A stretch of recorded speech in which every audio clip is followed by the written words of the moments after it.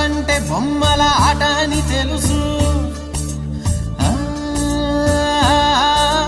కథ అని తెలుసు, కథ అని తెలుసు, కథలన్నీ కంచికే చేరునని తెలుసు, తెలుసు తెర తొలుగుతుందని, తెలుసు తెల్లారుతుందని, తెలుసు ఈ కట్టె పుట్టుకుమంటదని, తెలుసు ఈ మట్టి మట్టిలో కలిసిపోతదని.